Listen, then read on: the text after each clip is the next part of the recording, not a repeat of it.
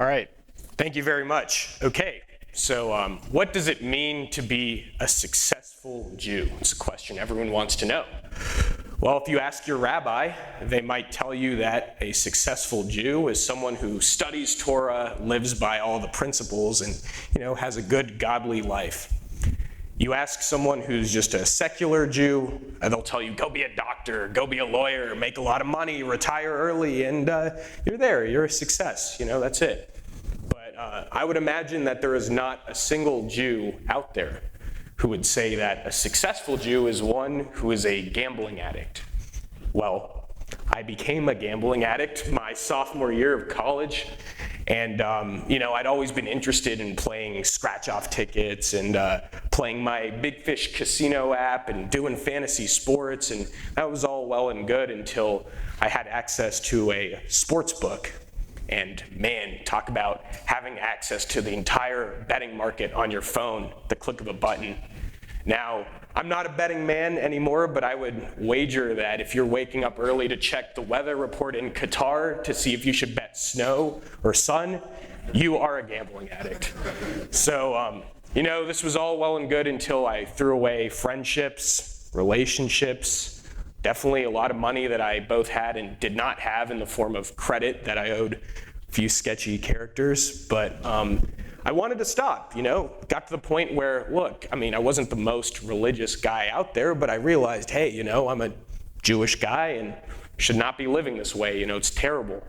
But could not stop on my own. The problem is all in my own thinking, so not going to be able to fix it on my own. And so finally, after searching, the internet for help and all this, I finally landed on Gamblers Anonymous, and I went to my meeting on July 18th, 2019 in Houston. Now, I'd heard of AA, the 12 steps, all that, and I was definitely turned off from it because of this idea that, I go become a part of one of these programs and they're just going to lecture me about God and I'm going to be an evangelical Christian in no time. And I'm Jewish. I don't want to do that. But, it was explained to me by a mentor that I had in this program that we're not talking about religion in the 12 steps. We're talking about spirituality. What is my personal relationship with a higher power, whatever I conceptualize that as.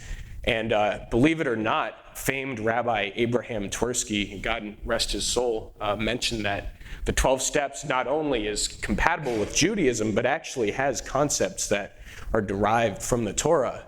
And so, that was really intriguing to me that I could, be a good Jewish boy and also be a member of this program that's, going to encourage me to get my life back on track.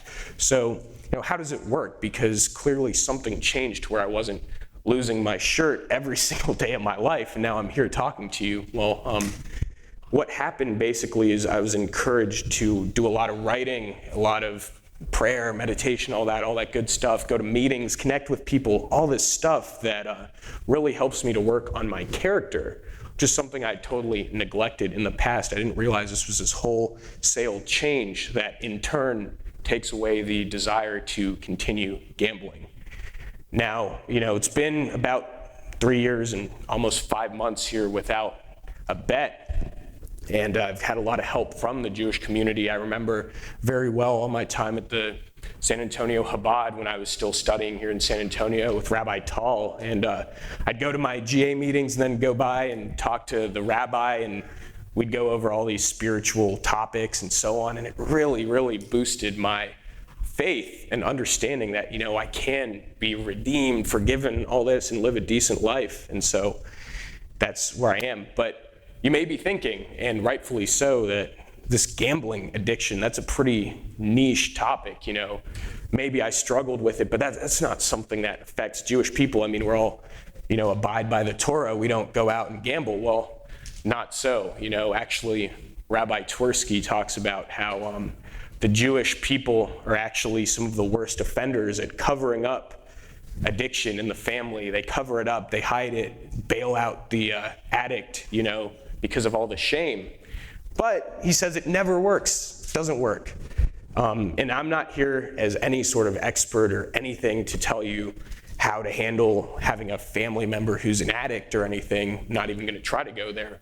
But what I will say about it is that there is hope. You know, when an addict reaches that point on their own where they decide that they have had enough and they finally want some sort of solution, they can become one of the most successful people you've ever seen through that resilience and just character change that many people don't even think about on a daily basis because they're not in such a dire circumstance. And so, in closing, I'd like to quote one of my favorite Jewish rappers from up in New York, and his name is Necro. And he has this song where he, you know, the opening little intro, he says, you know, anyone can probably do it in the yeshiva, you know, bar mitzvah, yeah, mazel tov, but who can do it in the slums the way David did it? Who can do it in the wilderness the way Moshe Rabbeinu did it? That is the ultimate Jew. Thank you.